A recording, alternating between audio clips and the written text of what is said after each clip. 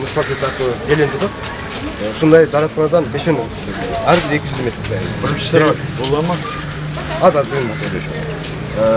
Teyleni büt mene özü algan, karşılarını var. İçine bir köstü yok biz. Болуш керек, скалатынан алып ичарага. Анан коюп алыш керек да. Мына көбүнчө азыр эс алуучулар эмнеден наразы болуп атат.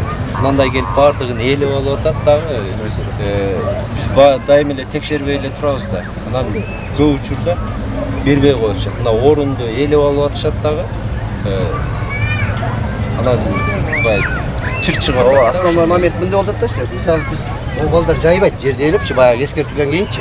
Сай алгандан кийин деле бирөө келип буну ала албайт да. Жок, эгер бирөө келип кааласа турат, каалабаса өзүн суртуп, өзүн сайып берип коет. А мындай ээлебейт да, мурдагы депчи. Эми сайылып тургандан эч ким келип суруп ыргытып Ya, бербейт. неме? Тазалап эле койбойсуз. Мына киши турайт да. Мына келип сайынысы, мына сайып атты, мына карап турду.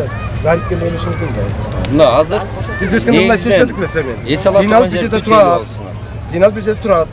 Анан керек болсо ошол жерден алып алып иштете берет. Ошону сүйлөшпөдүк беле. Бул жерде мындай болду да.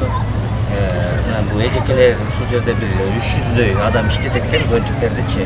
Баягы тетик жерден места ушул жерлерге койгула дегенбиз. Бирок көп жылдан бери иштетип келгендерине байланыштуу бизге макул дейт да, анан биз кеткенден кийин эле кайра кетип эле сайып коюп Чаран көрөңүздөр. Бир жерде склад болуш керек. Самастар. Эс алуучулар келип кааласа алат ушул жерде. Кааласа ошол жерден алып келип алып коюп бергиле дейсиздер. Столиги бар өзүнчө. Пакырып ал десе пакырып ал. Жок, азыр мына 3-өнү 1000 сом деп атат. Ошентип? Ошондой жөнөкөй. Ким айтты? Ой, андай 200 сом, 200 Биз азыр айтатабыз, ушул жерде туруп алып ал деп атасыз. Мына 400 сом сатып алабыз. Көзүңөр. Мына кезиге көрдүңүзбү? 200 ал. Мына жерде 300 сомдон алып турат. Столиги бар өзүнчө, столик өзүнчө. Столдун кереги жок. Шуну 600 сомго алабыз. Экинчи скажите. Да. Эгерде адам кымбат айтса, анда ушул жердин администрациясына кайрыласа, чара. Бизге эгер зончилер керек болсо столду алып салган. Болду алып саласыз, Түзбедик. Анан бейдик түзүлүшү жакшы болду. Тек зоналарды өзүнчө бөлдүк. Жактан бөлүнүп, ар жагында бөлүнгөндөн ар жагына гана техника иштейт, бул жака техника бирде кире албайт. Шишаттарды түздүк. Мынабу маркалаттар спорт стандарт сатып барды. Атайын ошол спортсмендер чакыртып ошол менен кулдуртуп, мынакей детский поле. Эгер бардыгы ачык, маселе жок. Стандарт бекер атасың, акча атасың. Жок, азыр тескеме чыгардык, мыйзамдаштырып койдук да. Акысыз. Бир күнгө Тапчырнак акча берет. бир күнгө 300 сом. Целыйдан биз акысыз кылсакчы. Эң биринчилерден болуп биздин бул Чолпон Ата шаарынын городской пляжы, муну президентибиздин иш башкармалыгынын алдында Кыргыз строй сервис салып берди десек болот бизге. Бул жердин жалпы баасы ошо 39 миллионго ушул пляждын баарын жасаттык да, Кудай буйрса. Бул зонтиктердин баардыгы бекер. Бул жердики бекер. Бул показательный болот, Кудайдын буйрса.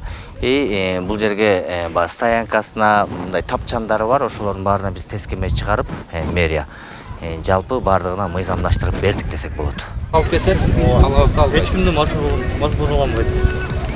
Булар элдер өздөрү деле алып келет. Өздөрүнүн зонттору менен, палаткалары менен келет. Бизде андай маселе болбойт. Негизи тейлөөнүн психологиясы ушундай болуш керек.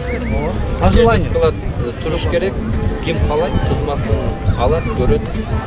Бизде маселе жок. Ээлеп алып, жер меники. Төлөйсүң деген ошонун баарын азыртып ийрет. Тартип сактай. 200 сомдон ашпасын деп айтылган, эмнеге 500 сомдон бересиң? 700 сомдон бересиң. Регизди байке бияқта мындай берилет да. Эки лежачный стульчиктер менен беребиз. Комплект кылып. Анда көп кызыл домиктерде мындай атмосфераны бузбайлык деп койбойбуз да негизи. Андай эжелер келип калганда дүйнө болуп калганда койчуп коебуз. Болгон 5-6 домиктер бар. Стандарттын өзүнүн үшөө бар, пляж боюнча. Акытын тамгонтон эки эле бар. Баарына жеткизип, суден болуп беребиз. Жок, басын айтпасаң, азыр зонт менен лежак экөө 500 сомго же бирден кандай? Жок, ондай да. Комплект болуп 1200 сом болот. 1200 сом стульчиги менен, эки лежагы менен, автомобили менен. Зонт өзүн алсачы? Өзү ошо алынбайт да полный. Жок, зонттун өзүн алса. Ондай зонттар бар, ошо 500 сомдон берип болот. 3-4 болгон. Силерде өзү 3 зонт бар да. 3 зонт үчүн бүт район жамаатын жасады. Баасы 200 сомдон ашыбайлык. Жок, 200-ні ашырбайбыз негизи. Жок, биякта чымдап жапырсак биз азыр контроль кылабыз. Болбосо булар мага чыгарапса, биз мындай кылыңыздар, азыр келип мына комплект беребиз деп атпайбы?